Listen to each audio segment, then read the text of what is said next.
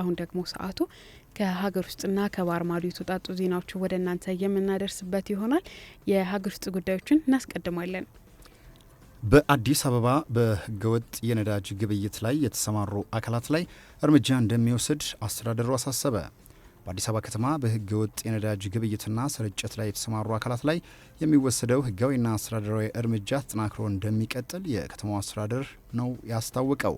አስተዳደሩ ይህንን ያለው የንግድ ቢሮ ከነዳጅና ኢነርጂ ባለስልጣን ጋር በመተባበር ከዘርፉ ተዋናዮች ጋር ባደረገው የውይይት መድረክ ላይ ነው። በውይይቱ ላይ የተገኙት የአዲስ አበባ ከተማ ምክትል ከንቲባና የኢንዱስትሪ ልማት ቢሮ ኃላፊ ዣንጥረር አባይ እንደገለጹት መንግስት ለኢኮኖሚ እድገት ቁልፍ የሆነውን የነዳጅ ምርት በከፍተኛ ድጎማ ለህዝብ እያቀረበ ይገኛል ነው ያሉት። ይሁን እንጂ አንዳንድ ማደያዎችና አከፋፋይ ኩባንያዎች በቂ ክምችት ያላቸው ነዳጅን በህገ ወጥ መንገድ በመሸጥና ደንበኞችን በማጉላላት ላይ እንደሚገኙም ተናግረዋል። ይህንን የአሰራር ጥሰት ለማረምም ከባለድርሻ አካላት ጋር በመቀናጀት ጠንካራ እርምጃ እንደሚወሰድ ምክትል ከንቲባው አሳስበዋል። የከተማዋ የንግድ ቢሮ ኃላፊ ሀቢባ ሲራጅ በበኩላቸው በተደረገው ክትትልና ቁጥጥር ህገወጥ የግብይት ድርጊቶች መኖራቸው መረጋገጡን ገልጿል። መሰል የውይይት መድረኮች ህገወጥ ስራ ላይ የተሰማሩ ማደያዎችንና ኩባንያዎችን ወደ መስመር ለማስገባት እንደሚረዱም ጠቁመው ህግ የማስከበር ስራው ተጠናክሮ እንደሚቀጥልም አረጋግጠዋል። የነዳጅና ኢነርጂ ባለስልጣን ዋና ዳይሬክተር ዶክተር ደስታው መኳንንት በበኩላቸው በድጎማ የሚገባው ነዳጅ ለታለመለት ዓላማ እንዲውል አከፋፋዮችና ማደያዎች በተጠቀሰው ስርዓት መሰረት መስራት እንዳለባቸውም አስገንዝበዋል። የአዲስ አበባ ፖሊስ ጠቅላይ መምሪያ ዋና አዛዥ ሌተናል ጄኔራል አስራት ዴኔሮም በዘርፉ በሚታየው ህገወጥነት ለማረም ፖሊስ አስፈላጊውን እርምጃ እንደሚወስድም አስታውቀዋል። በጋሞ ዞን በመሬት መንሸራተት ለተጎዱ ወገኖች የሚደረገው ድጋፍ ተጠናክሮ እንደሚቀጥል ተገለጸ። በደቡብ ኢትዮጵያ ክልል ጋሞ ዞን በደረሰ የመሬት መንሸራተት አደጋ ለተጎዱ ዜጎች የሚደረገው ሰብአዊና ዘላቂ ድጋፍ ተጠናክሮ እንደሚቀጥል የኢትዮጵያ አደጋ ስጋት ስራ አመራር ኮሚሽን ነው ያስታወቀው። ኮሚሽኑ በበልግ ዝናብ ሳቢያ ሊከሰቱ ለሚችሉ ተጨማሪ አደጋዎች ህዝቡ ጥንቃቄ እንዲያደርግም አሳስበዋል። በጋሞ ዞን ጋጮ ባባ ወረዳ ካለፈው የካቲት 30 ጀምሮ እስከ መጋቢት 1 ቀን 2018 ዓ.ም ድረስ በጣለው ከባድ ዝናብ ምክንያት የመሬት መንሸራተትና የጎርፍ አደጋ መከሰቱን ኮሚሽኑ በመግለጫው አመላክቷል። በዚህም አሰቃቂ አደጋ የሰው ህይወት ማለፉን የገለጸው ኮሚሽኑ ለተጎጂ ቤተሰቦችና ወዳጅ ዘመዶችም መጽናናትን ተመኝተዋል። በአሁኑ ወቅት ኮሚሽኑ ከክልሉ መንግስት ጋር በመቀናጀት አስቸኳይ ሰብአዊ እርዳታ ለተጎጂዎች ማድረስ፣ የዘላቂ መፍትሄ ድጋፎችን ማስተባበር፣ የመልሶ ማቋቋም ስራዎችን ማከናወን ላይ ትኩረት ሰጥቶ እየሰራ መሆኑን አስታውቋል። በሌላ በኩል የዘንድሮ የበልግ ዝናብ ከመደበኛ በላይ ሊሆን እንደሚችል ከሜትሮሎጂ የተገኘው ትንበያ ዋቢ በማድረግ ኮሚሽኑ ማስጠንቀቂያ ሰጥተዋል። ከመደበኛ በላይ የሚዘንብ ዝናብ በተጨማሪ የጎርፍና የመሬት መንሸራተት አደጋዎች ሊያስከትል እንደሚችል ጠቅሶ በአደጋ ተጋላጭ አካባቢዎች የሚኖሩ የማህበረሰብ ክፍሎች ከፍተኛ ጥንቃቄ እንዲያደርጉና የአደጋ ምልክቶች ሲታዩ በፍጥነት በአቅራቢያ ለሚገኝ የመንግስት መዋቅሮች መረጃ እንዲሰጥ ሲል ኮሚሽኑ ጥሪውን አቅርበዋል።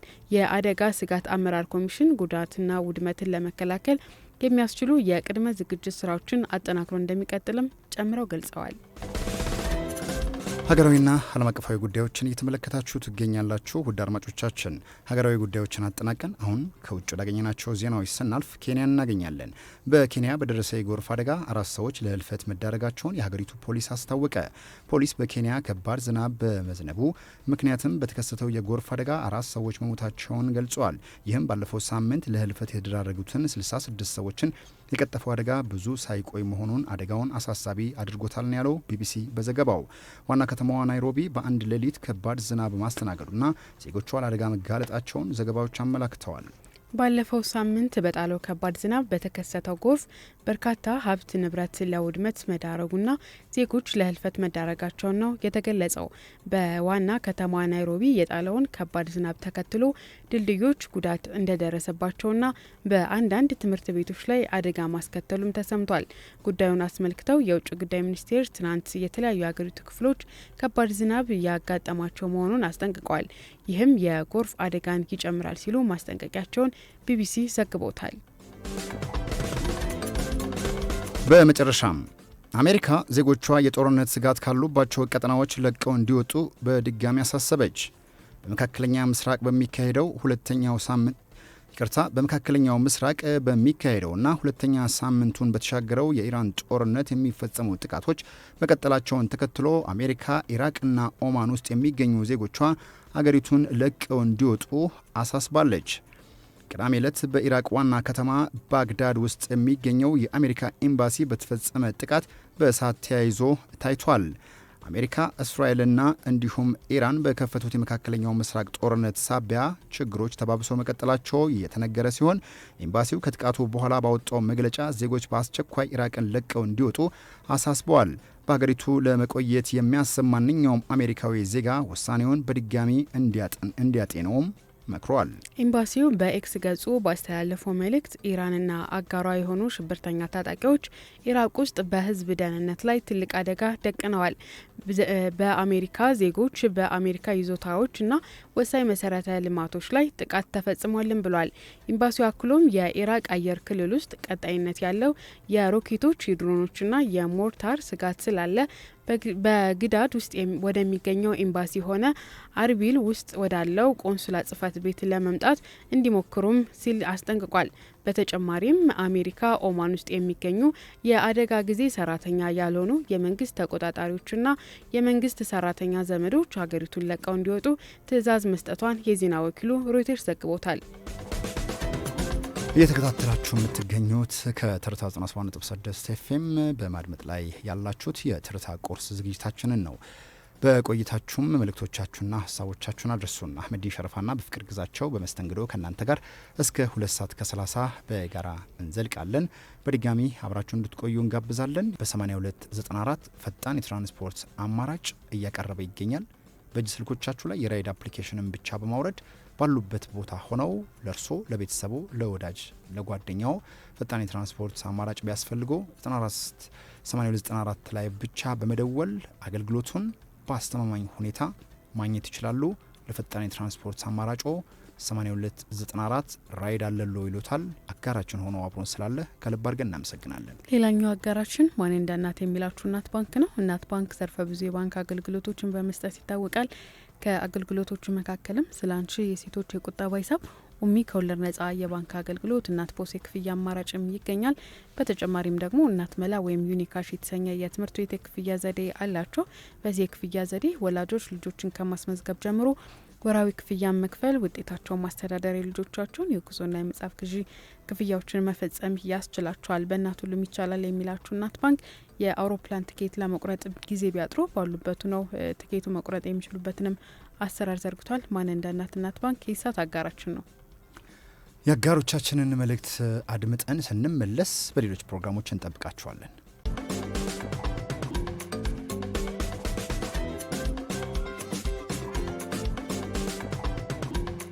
ከልቦ ከቀረበው ትርታ 97.6 ኤፍኤም የዕለተ ሰኞ መጋቢት 7 2018 የትርታ ቁርስ መሰናዷችን ነው እያደመጣችሁ የምትገኙት። አድማጮች አብራችሁ እንድትቆዩ በአክብሮት እንጋብዛለን። እስከ 2 ሰዓት ከ30 ድረስ እንቀጥላለን። አሁን የሰዓቱ ወጃውና የአጋሮቻችን መልእክት አድምጠን ነበር የተመለስ ነው። ከዳሰሳ ቀጥሎ ማለት ነው ሀገራዊና ዓለም አቀፍ ጉዳዮችን በዝርዝር የምንመለከትበት የዜና ሰዓታችን ላይ ደርሰናል። ሀገራዊ ጉዳዮችን እናስቀድማለን። ፕሬዚዳንት ታዬ ለማህበራዊ ዋስትና ስርዓት የበጎ አድራጎት ተቋማት ሚና ወሳኝ መሆኑን ገለጹ። የኢፌዴሪ ፕሬዚዳንት ታዬ አጽቀሥላሴ በማንኛውም ሀገር የማህበራዊ ዋስትና ስርዓት ውስጥ የበጎ አድራጎት ተቋማት ሚና እጅግ ከፍተኛ መሆኑን ገልጸዋል። ፕሬዚዳንቱ ይህንን ያሉት በትናንትናው ዕለት በመቄዶንያ በጎ አድራጎት ማህበር የገቢ ማሰባሰቢያ መርሃ ግብር ላይ ተገኝተው ባስተላለፉት መልእክት ነው። ፕሬዚዳንት ታዬ በንግግራቸው መንግስት የማህበራዊ ጉዳዮችን ኃላፊነት በፖሊሲ ደረጃ በግልጽ አስቀምጦ እየሰራ ቢሆንም በሰፊው የማህበራዊ ድጋፍ ስራ ግን በበጎ አድራጎት ጭምር የሚሸፈን መሆኑንም ጠቁሟል። ምንም እንኳን ዜጎች በእርዳታ መኖር የሚመረጥ ባይሆንም በአሁኑ ወቅት በሚሊዮን የሚቆጠሩ ዜጎች በመንግስት የሴፍቲኔት ፕሮግራም ተጠቃሚ መሆናቸውን አስታውሰዋል።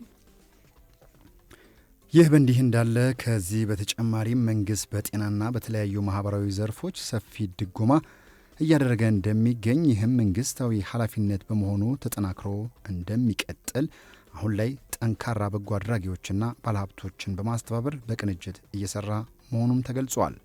ፕሬዚዳንቱ አክለውም እንደ መቄዶንያ ያሉ ተቋማት የሚሰሩት ስራ የህሊናና የመንፈስ በረከት መሆኑን ገልጸው የኢትዮጵያ ማህበረሰብ ለበጎ ስራ ያለው የማይተካ ባህል ተጠናክሮ ሊቀጥል እንደሚገባም አሳስበዋል። ፕሬዚዳንቱ በመጨረሻም ዜጎች ለእርዳታ ጠባቂነት እንዳይዳረጉ ለማድረግ መንግስት በጠንካራ ፖሊሲ የታገዘ የስራ ባህል ለመፍጠር ትኩረት ሰጥቶ እየሰራ እንደሚገኝም ፕሬዚዳንት ታዬ አጽቀሥላሴ በንግግራቸው አመላክተዋል። በኢትዮጵያ የፋይዳ ብሔራዊ ዲጂታል መታወቂያ የተመዝጋቢዎች ቁጥር 38 ሚሊዮን መድረሱን የብሔራዊ መታወቂያ ፕሮግራም አስታወቀ። የምዝገባ አቅምን ይበልጥ ለማሳደግም 3000 አዳዲስ መመዝገቢያ መሳሪያዎችን ወደ ስራ ሊገቡ መሆኑም ተገልጿል። የብሔራዊ መታወቂያ ፕሮግራም የባለድርሻ አካላትና የኮሚኒኬሽን ዳይሬክተር ሳሚናስ ሰይፉ ለኢዜአ እንደገለጹት በአሁኑ ወቅት በመላ ሀገሪቱ 7000 መመዝገቢያ መሳሪያዎች አገልግሎት እየሰጡ ይገኛሉ ብለዋል። የምዝገባ ሂደቱ ይበልጥ ለማቀላጠፍ ተጨማሪ 3000 አዳዲስ የባዮሜትሪክ ኪቶች ተገዝተው ወደ ሀገር ውስጥ እንደገቡም ነው ያብራሩት። እነዚህ መሳሪያዎችም ሙሉ በሙሉ ወደ ስራ ሲገቡ የምዝገባ አቅምን በከፍተኛ ሁኔታ እንደሚያሳድጉ ተገልጿል። በአሁኑ ወቅትም በሳምንት እስከ 1 ሚሊዮን ዜጎች መመዝገብ የሚያስችል አቅም መፍጠሩን ዳይሬክተሩ አክለው ገልጸዋል። ዜጎች ለምዝገባ በሚመጡበት ወቅት በጣም ባጠረ ጊዜ የፋይዳ መለያ ቁጥራቸውን በሞባይል ስልካቸው እንዲደርሳቸው እየተደረገ ያለው ጥረት ውጤታማ መሆኑም ተገልጿል። ምዝገባው በስፋት ተደራሽ እንዲሆንም ከባንኮች፣ ከኢትዮ ቴሌኮም፣ ከኢትዮጵያ ፖስታ አገልግሎት ከሌሎችም ተቋማት ጋር በቅንጅት እየተሰራ ይገኛል። በተለይም የዲጂታል ስርዓቱ ከባንኮች ከወሳኝ ኩነት ምዝገባና ከትምህርት ተቋማት ጋር የማሳሰር ተግባራት ተጠናክረው መቀጠላቸውም ተገልጿል። ይህም የፋይናንስ ተቋማት ላይ የሚስተዋሉ የማጭበርበር ሙከራዎችን ለመከላከልና ደንበኞች በፋይዳ አማካኝነት የብድር አገልግሎት እንዲያገኙ ምቹ ሁኔታ መፍጠሩ ነው የተገለጸው። አድማጮች ቀደም ሲል የሀገር ውስጥ ዜናዎችን ወደ እናንተ አድርሰን ነበር። አሁን ደግሞ ወደ ባህር ማዶ እንተሻገራለን። የአፍሪካ ጉዳዮችን ስናስቀድም ቻድን እናገኛለን። የቻድ መንግስት በሱዳን የሚካሄደውን ጦርነት ተከትሎ ሀገራቱን የሚያዋስነውን ድንበር መዝጋቱን አስታወቀ። ሀገሪቱ ድንበሯን ለመዝጋት የወሰነችው የጣልቃ ገብነት ተጠያቂነት እንዳይመጣባት ያላትን ገለልተኝነት ለማሳየት እንደሆነም ነው የተመላከተው። የሱዳን ጦርነት መልኩን እየቀያየረ እንደቀጠለ ሲሆን አንዳንድ ሀገራት ከጦርነቱ ጀርባ እጃቸው እንዳለበት ሲወነጀሉ እንደነበረም ይታወሳል። ቻድ በሱዳን እየተካሄደ በሚገኘው ጦርነት ገለልተኛነቷን ለማረጋገጥ ሲባል ከሱዳን ጋር የሚያዋስናትን ድንበር መዝጋቷን አዣንስ ፍራንስ ፕሬስ መዘገቡ ነው የተገለጸው።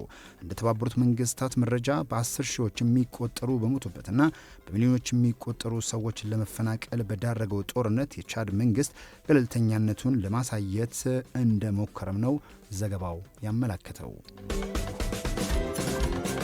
በመጨረሻም ኢራን በኢነርጂ ተቋማቷ ላይ ለደረሰባት ጥቃት በመካከለኛው ምስራቅ የሚገኙ የአሜሪካ ኩባንያዎችን በማጥቃት ምላሽ እንደምትሰጥ የኢራን የውጭ ጉዳይ ሚኒስቴር አባስ አራክቺ መግለጻቸው ተዘገበ። የውጭ ጉዳይ ሚኒስቴሩ የኢራንን ተአማኒ ኢላማ የሚያደርጉ ከሆነ ኃይሎችን በቀጠናው ያሉ የአሜሪካ ኩባንያዎችን ወይም አሜሪካ ድርሻ የያዘችባቸውን ኩባንያዎች የጥቃት ኢላማ ያደርጋሉ ማለታቸውን ከኢራን እስላማዊ አብዮት ዘብ ጋር ግንኙነት ያለው ታስኒም የዜና ወኪል ዘግቦታል። ይህ በእንዲህ እንዳለ የኢራን መንግስት በእርግጠኝነት ለእነዚህ ጥቃቶች ምላሽ እንሰጣለን በማለትም በተመሳሳይ ጥቅጥቅ ያለ ሕዝብ የሚገኝባቸውን አካባቢዎች ኢላማ ላለማድረግ በጥንቃቄ እንንቀሳቀሳለንም ሲሉ አክለው አብራርተዋል። የውጭ ጉዳይ ሚኒስትሩ ይህንን ያሉት አሜሪካ ለኢራን ወሳኝ በሆነውና የሀገሪቱ 90% ነዳጅ ይተላለፍበታል ተብሎ በሚታሰበው ሀርግ ደሴት ላይ ጥቃት ከፈጸመች በኋላ ነው። የኢራን የዜና ወኪል ባወጣው ዘገባ አሜሪካ የአየር መከላከያዎችን፣ የባህር ኃይል ጦር ሰፈር፣ የአየር ማረፊያ መቆጣጠሪያ ህንፃ እንዲሁም የሄሊኮፕተር ማቆሚያ ስፍራ ላይ ጥቃት መፈጸሟን አስታውቋል። በነዳጅ መሰረተ ልማት ላይ የደረሰ ጉዳት አለመኖሩንም ዘገባው አመላክቷል። ሀገራዊና ዓለም አቀፋዊ ጉዳዮችን ነበር ያስደመጥናችሁ። እያደመጣችሁ የምትገኙት ትርታ 97.6 ኤፍኤም ነው። እስከ 2 ሰዓት ከ30 እንዘልቃለን። አብራችሁን ስላላችሁ ምስጋናችን ከልብ ነው። ቆይታችን እስከ 2 ሰዓት ከ30 ድረስ ይዘልቃል። ስፖርታዊ መረጃዎችንና ዓለም አቀፍ ጉዳዮችን እንመለከትበታለን። ወደ ሀገር ውስጥ አንድ መረጃችን ስንመለስ ግን እንግዲህ ህዝብ ትራንስፖርት አገልግሎት መስጫ ታሪፍ ላይ ማሻሻያ ተደርጓል። የአዲስ አበባ ትራንስፖርት ቢሮ መጋቢት 6 ቀን 2018 ነው ይህንን መረጃ ያወጣው። በወቅታዊ የነዳጅ ምርቶች የችርቻሮ መሸጫ ዋጋ ላይ የተደረገውን የዋጋ ማስተካከያ ተከትሎ የትራንስፖርት ታሪፍ ላይ ማሻሻያ ማድረጉን የአዲስ አበባ ከተማ ትራንስፖርት ቢሮ አስታውቋል። አዲሱ የታሪፍ ማሻሻያ ከዛሬ ሰኞ መጋቢት 7 2018 ጀምሮ ተግባራዊ የሚደረግ ሲሆን ጭማሪው የከተማ አውቶቡስ አገልግሎቱን ጨምሮ በሚኒባስ በሚኒባስና የባጃጅ ትራንስፖርት አገልግሎት የሚሰጡ ተሽከርካሪዎችን ይመለከታል። በመሆኑም የህዝብ ትራንስፖርት አገልግሎት የሚሰጡ ሁሉም ተቋማት፣ ባለንብረቶች፣ የማህበረሰብና ግለሰቦች በአገልጋይነት ስሜት ህብረተሰቡን እንድታገለግሉ ቢሮው ይጠይቃል። እንዲሁም ደግሞ ያልተገባ ጭማሪ እንዳይደረግም ከዚህም ጭማሪ ተካሂዷል በሚለው ዘርፍ ተነስቶ ማለት ነው አጉል ጭማሪ እንዳይደረግም በታሪፉ መሰረት ግልጋሎትን እንዲሰጥ ነው መረጃው የሚያመለክተው። ስለዚህ ከዛሬ ጀምሮ የትራንስፖርት ታሪፍ ላይ የተወሰኑ ማስተካከያዎች እንዳሉ ቢሮ ባወጣው መግለጫ መሰረት ተመላክቷል። ምን ያህል ጭማሪ ያላቸው የሚለውን ለማወቅ እንግዲህ የቢሮ አካውንቶች ላይ ወይም ደግሞ እኛም የትርታ ማህበራዊ ገጾች ላይ ብትገቡ መረጃዎች ማግኘት ትችላላችሁ። ቆይታችን ይቀጥላል። በኢትዮጵያ የፕሪሚየር ሊግ 2018 24ኛ ሳምንት ጨዋታዎች በተለይ ኤሌክትሪክ ሲቲ ከአርሲ ነገሌ ጋር ያደረጉት ጨዋታ አርሲ ነገሌ ከዚህ ቀደም በጣም ባልተጠበቁ ሁኔታዎች ድሎችን እያስመዘገበ ነበር። ሆኖም ግን ከተወሰኑ ጨዋታዎች በኋላ በዛው ድል መቀጠል አልቻለም። ይሁን እንጂ አሁን ላይ ባደረጉት ጨዋታ አርሲ ነገሌ ከኤሌክትሪክ ጋር ኤሌክትሪክ 2-0 በሆነ ውጤት አሸንፈዋል። እንግዲህ የሲቢ የኢትዮጵያ ፕሪሚየር ሊግ የደረጃ ሰንጠረዥ እንደሚያሳየው የ24ኛ ሳምንትን በተመለከተ በተለይ ሲዳማ ቡና በ45 ነጥብ ሊጉን በመምራት በተለይ ከሐዋሳ ከተማ ጋር ትልቅ ፉክክር እያደረጉ እንደሚገኝ ነው የተመላከተው። ሐዋሳ ከተማ ያደረጋቸው ጨዋታዎች አብዛኞቹን ከሜዳውና ከሜዳው ውጭ ባደረጋቸው ጨዋታዎች በድል የተሞሉና ወደዚህ ደረጃ ወደ አንደኛ ደረጃ ለመምጣት የሚያደርገው ፉክክሮች ከቅርብ ጊዜ በኋላ ደግሞ መሻሻሎች እየታዩበት መጥተዋል። በ40 ነጥብ ሁለተኛ ደረጃ ላይ ሲቀመጥ መሪው አርሲ ነገሌ በመሪነት ቆይቶ የነበረው አርሲ ነገሌ አሁን ላይ በ38 ነጥብ ሶስተኛ ደረጃ ላይ ለመቀመጥ በቅቷል። ትላንት በጌሙ ተገናኝተው የነበረው ኢትዮ ኤሌክትሪክ ደግሞ የአራተኛ ደረጃን በመያዝ የደረጃ ሰንጠረዡን እያሻሻለ ይገኛል። እስከ 5 ያሉት መቻል በአራተኛ ደረጃ በ36 ነጥብ ሲገኝ ፋሲል ከነማ ደግሞ በ35 ነጥብ ስድስተኛ ደረጃ ላይ ተቀምጧል። መቻል 5ኛ ደረጃ ላይ ነው የተቀመጠው። እንግዲህ በወራጅ ቀጠናው ላይ መቀለ ሰባ እንደርታ በ23 ነጥብ፣ አርባ ምንጭ ከተማ በ19 ነጥብ የሲቢ የኢትዮጵያ ፕሪሚየር ሊግ 2018 24ኛ ሳምንት የደረጃ ሰንጠረዥ ይህንን ያሳየናል። እንግዲህ አሁን በቀጥታ ደግሞ የምናልፈው ከውጭ ወዳገኘናቸው ዜናዎች እንለፍ። በተለይ የ30ኛው ሳምንት የእንግሊዝ ፕሪሚየር ሊግ ጨዋታ ተጠባቂ የሆኑ ሁለት ጨዋታዎች በጉጉት ሲጠበቁ ነበረ። የአርሰናል እና የማንቸስተር ዩናይትድ። በተለይ አርሰናል ማንቸስተር ሲቲ የሚያደርገውን ጨዋታ ተከትሎ ካላቸው ከፍተኛ የውጤት ፉክክር አንጻር የአርሰናል ዋንጫ ለመብላት የሚያደርገውን ግስጋሴንም ሊያስቆም የሚችል ነጥብ የመጣል አይደለም አቻ የመሆን ፍላጎት የሌላቸው አርሰናሎች የትናንቱን ጨዋታ በታላቅ የማሸነፍ ስሜት ትልቅ ፍላጎት እንደነበራቸው ሲነገር ቆይቷል። ማንቸስተር ዩናይትድን በተመሳሳይ እንደዚሁ የዚህን የፕሪሚየር ሊግ የደረጃ ፉክክርና የማሸነፍ ፍላጎትን በከፍተኛ ሁኔታ እልህ በተሞላበትና እንዲሁም ደግሞ የማሸነፍ ፍላጎት ከፍተኛ በነበረበት ሁኔታ ነው ይህንን ጨዋታ ለማድረግ ወደ ሜዳ የገባው። ከዚህ ጋር ተያይዞ በእንግሊዝ ፕሪሚየር ሊግ እየታዩ ያሉ የውጤት መሻሻሎች በጣም ከጊዜ ወደ ጊዜ በጣም ውጤቶችን ለመገመት በሚያስቸግር ሁኔታ ውስጥ ነው የሚገኙት። የማንቸስተር ዩናይትድን ጉዳይ እናስቀድም። ከአስቶን ቪላ ጋር ባላቸው የነጥብ ልዩነት ሶስተኛ አራተኛ ደረጃ ላይ ነው የሚገኙት ማንቸስተር ዩናይትድና አስቶን ቪላ። ሁለቱን ያገናኘው ጨዋታ የ30ኛው ሳምንት የሊግ መርሃ ግብሩ በኦልትራፎርድ አስቶን ቪላን አስተናግዶ 3-1 በሆነ ውጤት ነው ቀያይ ሰይጣኖቹ መርታት የቻሉት። ካዝሚሮ፣ ማቴዎስ እንዲሁም ደግሞ ማቴዎስ ኩኒሃ እንዲሁም ቤንጃሚን ሼሽኮ ዩናይትድን 3 ግቦች ማስቆጠር አስችሏቸዋል። በተለይ ሼሽኮ ለማንቸስተር ዩናይትድ ትልቅ ዋጋ እየከፈለ የሚገኝ ጨዋታ ሲሉ በርካቶች እያወደሱት ይገኛሉ። ብሩኖ ፈርናንዴዝ ከ3 ግቦች 2ቱን አሲስት በማድረግ ደግሞ የተሻለ ብቃቱንና ለማንቸስተር የምንጊዜም የቁርጥ ቀን ልጅ ሲባል ተሞካሽተዋል። ፖርቹጋላዊ አማካኝ በአጠቃላይ በውድድሩ ዓመት 16 ግቦችን 16 ለግብ ምቹ የሆኑ ግቦችንም ቡድን አጋሮቹ በማመቻቸት ከፍተኛ አድናቆት ከደጋፊዎች ተችሮታል። ይህም በዩናይትድ አዲስ ታሪክ ሲሆን በፕሪሚየር ሊጉ ቴሪ ኦንሪ፣ ኬቨን ዲብሮይን እና ሁለቱ የሰሩትን ታሪክ ለመድገም 4 አመቻችቶ ማቀበል ወይም አሲስት ማድረግ ይጠበቅበታል። እንግዲህ በድሉ ማንቸስተር ዩናይትድ ነጥቡን 54 አድርሶታል። አስቶን ቪላ ደግሞ በ51 ነጥብ በፕሪሚየር ሊጉ በአራተኛ ደረጃ እንዲሁም በግብ በተሻለ እንዲመራ ማንቸስተር ዩናይትድን አድርጎታል ማለት ነው። ሌላው በዚሁ ከእንግሊዝ ፕሪሚየር ሊግ ጋር በተያያዘ ስለ ካሪክ የተወሰኑ ነገሮችን ብሩኖ ፈርናንዴስ ታሪክ ከመስራት ጋር ተያይዞ አንዳንድ ሀሳቦችን ሲነሱለት 3-1 ከማሸነፍ ጋር ተያይዞ ፖርቹጋላዊ አማካኝ ቀይ ሰይጣኑን ካስቆጠራቸው 3 ግቦች 2ቱን አመቻችቶ ከማቀበሉ ጋር ተገናኝቶ ብዙ ሲባልም እሱ ግን በጉዳዩ ላይ ብዙ አስገራሚ ነገር እንዳልሆነና ይሄም ሁሌም ሊያደርገው የሚችለውን ነገርና ሁሌም ማድረግ የሚጠበቅበት ጉዳይ ስለመሆኑ እሱ ብዙ እንዳልተገረመ፣ ነገር ግን ማንቸስተር ዩናይትድ ይህንን ጨዋታ በማሸነፉ በጣም ደስተኛ ስለመሆኑ ከጨዋታው በኋላ በሰጠው አስተያየት ማወቅ ተችሏል። ወደ ሌላ ስፖርታዊ መረጃችን እንለፍና የባርሴሎናን ጉዳይ እናንሳ። ባርሴሎና ሲቪያን 5-2 በሆነ ውጤት በማሸነፍ መሪነቱን አጠናክሮ ቀጥሏል። ባርሴሎና ሲቪያን በማሸነፍ መሪነቱን ያጠናክረው ሙሉ ለሙሉ ታድሶ ባላለቀው የካምፕ ኑ በተደረገው ጨዋታ የካታሎኑ ክለብ 5-2 በሆነ ውጤት መርታት ችሏል። ብራዚላዊ አጥቂ ራፊንሃ 3 ግቦችን በማስቆጠር በዕለቱ ሃትሪክ ሰርቷል። ዳኒ አልሞ እና ጃኦ ካንሴሎ ተጨማሪ ግቦችን ያስቆጠሩ ተጫዋቾች ሆነው ተመዝግበዋል። እንዲሁም ኦሶና ጂብሪል ሶ የሲቪያን 2 ግቦችን አስቆጥረው ከባርሴሎና ጋር 5-2 በሆነ ውጤት ተለያይተዋል። ባርሴሎና ከ28 ጨዋታ 70 ነጥብ ሰብስቦ በመሪነቱ እንደቀጠለ ይገኛል። ተከታዩ ሪያል ማድሪድ በ4 ነጥብ ርቆ በተከታይነት ይገኛል።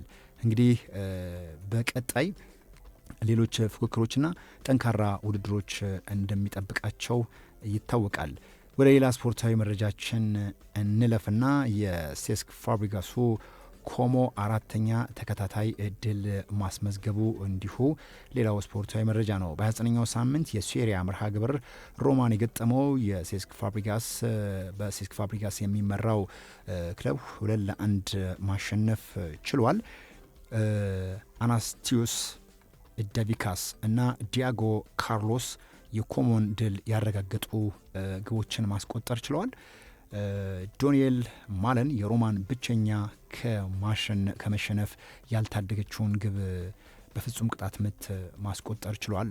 4ኛ ተከታታይ የሴሪያ ድሉን ያስመዘገበው ኮሞ በ54 ነጥብ በ4ኛ ደረጃ ላይ መቀመጥ ችሏል።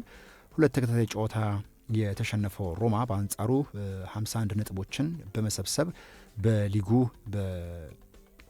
በመሪነት ደረጃ ከተቀመጠው ሮማ ዝቅ ብሎ ይገኛል። ከተቀመጠው ኮሞ ዝቅ ብሎ ነው የሚገኘው። እንግዲህ በዛሬው ስፖርታዊ አጫጭር መረጃዎቻችን እነዚህን ጉዳዮች አነሳን። በርካታ አድማጮቻችን የደወላችሁ በተለይ ለቆይታችሁ ለሰጣችሁን አስተያየት ከልብ አድርገን እናመሰግናለን። ስፖርታዊ መረጃዎቻችን እነዚህን ይመስሉ ነበረ። በመካከለኛው ምስራቅ በተከሰተው ጦርነት ምክንያት የተለያዩ መረጃዎች እየወጡ ይገኛሉ። ከነዚህ መካከል አንደኛው እንግዲህ እስራኤል በሊባኖስ ላይ ባደረሰችው ጥቃት የሟቾች ቁጥር ከ850 በላይ መድረሱ ነው የተገለጸው። በሊባኖስ የተለያዩ አካባቢዎች እስራኤል በምትፈጽመው ተከታታይ ጥቃት የሟቾች ቁጥር በከፍተኛ ሁኔታ እየጨመረ መሆኑ ተገልጿል። የሊባኖስ ጤና ሚኒስቴር ትናንት እሁድ ዕለት ባወጣው መግለጫ እንዳስታወቀው ከባለፈው መጋቢት 2 ጀምሮ እስካሁን ድረስ ቢያንስ 850 ሰዎች መገደላቸው ነው የገለጸው ማለት ነው። ከተገደሉ ሰዎች መካከል 107ቱ ህጻናት መሆናቸው ሚኒስቴሩ በዝርዝር አስታውቋል። እስራኤል በሊባኖስ ላይ የምታካሂደው ጥቃት አሁንም የቀጠለ ሲሆን በሺዎች የሚቆጠሩ ንጹሃን ዜጎች ለከፋ ጉዳትና መፈናቀል መዳረጋቸው ተመላክቷል። የጤና ሚኒስቴሩ መረጃ እንደሚያመላክተው ከሆነ ጥቃቱ ያለምንም እረፍት በተለያዩ ሀገራት ክፍሎች ላይ እያነጣጠረ እንደሚገኝ ነው የተገለጸው። ስለዚህ አሁንም ድረስ የሞት ቁጥሩ ከፍ እያለ እንደሚገኝ ነው የተገለጸው። በተመሳሳይም እንግዲህ የእስራኤል የጤና ሚኒስቴር በ24 ሰዓታት ውስጥ የተፈጸሙ ጥቃቶችን መነሻ በማድረግ የ108 ሰዎች ጉዳት ደርሶባቸው ወደ ሆስፒታል መወሰዳቸውን ገልጿል። እንደ ሚኒስቴሩ ገለጻ ማለትም እንደ እስራኤል ጤና ሚኒስቴር ገለጻ ማለት ነው ከቆሰሉ ሰዎች ውስጥ 96 ያህሉ የደረሰባቸው ጉዳት አነስተኛ ወይም መጠነኛ ጉዳት የደረሰባቸው የተባሉ 2 ናቸው ብሏል። 9 ሰዎች ደግሞ አሁንም ሕክምና እየተከታተሉ እንደሆነ ገልጿል። እስራኤል ከአሜሪካ ጋር ሆና ኢራን ላይ ጥቃት ከተከፈተበት ጊዜ አንስቶ 3195 ሰዎች ጉዳት ደርሶባቸው ወደ ሆስፒታል እንደተወሰዱም ተገልጿል። 81 ሰዎች አሁንም ሕክምና ላይ ናቸውም የተባለ ሲሆን በኢራንና ሂዝቦላህ ጥቃት ምን ያህል ሰዎች እንደተገደሉ የአገሪቱ የጤና ሚኒስቴር አሁንም ድረስ አልገለጸም። ስለዚህ አሁንም የተለያዩ መረጃዎች እየወጡ ይገኛሉ። እንግዲህ የመካከለኛው ምስራቅ የአሜሪካ እስራኤል ኢራን ጦርነት በርካታ ሀገራትን ዋጋ እያስከፈለ ነው የሚገኘው። ከዚህ ጋር ተያይዞ ከትናንት ምሽት ጀምሮ ቢቢሲ፣ አልጀዚራና እንዲሁም ደግሞ ሌሎች ዓለም አቀፍ የመገናኛ ብዙኃን በአንድ ጉዳይ ላይ ትኩረት አድርገው ሲዘግቡት አምሽተዋል። ይህም ጥቃቶች በተለያዩ አካባቢ መፈጸማቸው እንዳለ ሆነው የአሜሪካው ፕሬዚዳንት ዶናልድ ትራምፕ እኛ ከኢራን ጋር በምንም አይነት መልኩ ለመደራደር ፈቃደኛ አይደለንም፣ ፍላጎትም የለንም፣ ነገር ግን ኢራኖች እየጠየቁን ይገኛሉ የሚል ሀሳብ ሰንዝረዋል። ይህንን በተመለከተ የመገናኛ ብዙኃን ጉዳዩን ለማመሳከር ሞክረዋል። እውነት ይህ ጥያቄ ቀርበዋል ወይ በሚል ጉዳዩን ለማብራራት ጥያቄ የቀረበላቸው የኢራኑ የውጭ ጉዳይ ሚኒስተር አባስ አራግቺ እንደተናገሩት ከሆነ በምንም አይነት መልኩ የድርድር ጥያቄን ለአሜሪካ አላቀረብንም፣ አናቀርብምም። ያሉ ሁኔታዎች ባሉ ሁኔታ ይቀጥላሉ። ጥቃት ሲፈጸምብን አጸፋዊ ምላሽ እየሰጠን እንቀጥላለን የሚል ሀሳባቸውን ነው የሰነዘሩት እንጂ እኛ ከአሜሪካን ጋር ወይም ደግሞ ጦርነቱን አቁመን እንደራደር የሚል ጥያቄ አላቀረብንም ሲሉ የውጭ ጉዳይ ሚኒስትሩ ለጋዜጠኞች በሰጡት ምላሻቸው መናገራቸውን ነው አልጀዚራና ቢቢሲ በዘገባቸው ያሰፈሩት።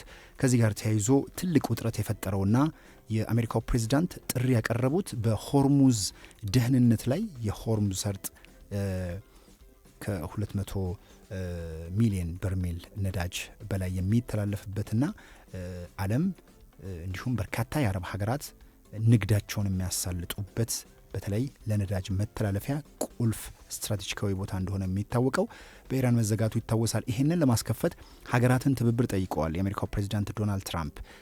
ከዚህ ትብብር ጋር ተያይዞ የተጠየቁ ሀገራት እንደነ ፈረንሳይ፣ ሌሎችም ሀገራት መጥተው የራሳቸውን ጥረት ወይም ደግሞ መርከቦቻቸውን እንዲልኩ ከዛ በኋላ ለሚፈጠሩ ነገሮች የጋራ የሆነ ምላሽ ለመስጠት ታሳቢ ማድረጋቸውን ተናግረዋል። አሁን ግን እንደወጡ መረጃዎች ኢራን በከፊል የሆርሙዝን ሰርጥ ለነዳጅ መተላለፊያነት መክፈቷ እንደ አዲስ ብሬኪንግ ኒውስ እየተሰማ ነው የሚገኘው። ይህም ምናልባት በዓለም አቀፍ ደረጃ ሊፈጠርባት የሚችለውን ተቃውሞና ተጽዕኖ የሚቀንስ ተብሎለታል። ከዛ ቀደም እንደዚሁ ወዳጅነትን ለማሳየት የህንድን ነዳጅ ጫኝ መርከቦችን በስምምነት ሀሳብ ተለዋውጠው በንግግር መርከቦቹ እንዲያልፉ መደረጋቸው ከቀናት በፊት ይታወሳል።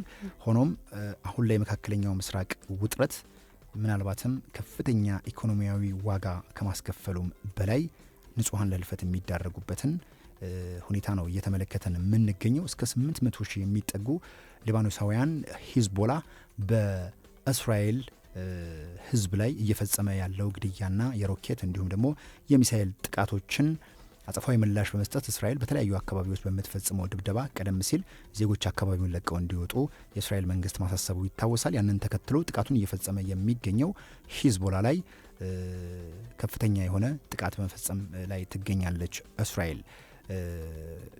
የሆነ ሆኖ አሁን ላይ መካከለኛው ምስራቅ ያለበትን ውጥረት ለማርገብ የሚያስችሉ የድርድር መንፈሶችም አይታዩም። የአሜሪካው ፕሬዚዳንት ዶናልድ ትራምፕም የጀመርነውን የጥቃት ኢላማዎቻችን አስፈላጊ በሆኑ አካባቢዎች ሁሉ ይቀጥላሉ ብለዋል። እንደውም በኢራቅና አንዳንድ አካባቢዎች ያሉ ዜጎቻቸው አካባቢውን ለቀው እንዲወጡ፣ ምክንያቱም አሁንም ጥቃቶች ስለቀጠሉ ማለት ነው። ይህ የመካከለኛው ምስራቅ ጉዳይ ሌሎችም ሀገራት እየተገደዱ እንዲገቡበት የሚያስገድድ በመሆኑ ምላሽ ይሻል ሲሉ በርካቶች እየጠየቁ ይገኛሉ። እስካሁን ግን ለዓለም ተስፋ ሰጪ ነገሮች እየተስተዋሉበት አይደለም። ምናልባት በቀጣይ ጊዜያቶች ምን አይነት ሁኔታዎችን እንመለከታለን የሚለውን በጋራ የምንመለከት ይሆናል። እውነት ነው። እንግዲህ እኛም አዳዲስ መረጃዎች ሲወጡ ወደ እናንተ እናደርሳለን ማለት ነው። እንግዲህ አድማጮች ማለዳ 12 ሰዓት ከ30 ሲል የጀመረው የዕለተ ሰኞ መጋቢት 7 2018 የትርታ ቁርስ መሰናዷችን የሰዓት ጉዳይ ሆኖ በዚሁ ልናጠናቅቅ ነው። በቆይታችን በርከት ያሉ ጉዳዮችን በሶስት ምዕራፍ ተመልክተናል። በብርቱ ቀን መሰናዷችን ቪማል ሻህ የተባሉ ግለሰብን ኬንያዊን እሳቸውን የህይወት መርሃቸውና የስኬት መንገዳቸውን ተመልክተን ነበረ። በአየር ትንበያና መዳረሻ ከተማ ጥቆማችን ዕለታዊ የከተሞችን የአየር ሁኔታና በመዳረሻ ወደ ደብረ ታቦር ተራራ አቅንተን ተመልክተናል። በጤናና ኑሮ መሰናዷችን ጾምና የጤና በረከቶችን በተመለከተ ወደ እናንተ ስናደርስ፣ በዳሰሳ መሰናዷችን ደግሞ አሳንሰር ወይም ሊፍት ደህንነቱ ጋር የተያያዘ ከባለሙያዎች ጋር የተደረገ ቆይታ ተመልክተንበታል። እሱንም ወደ እናንተ አጋርተናቸዋል።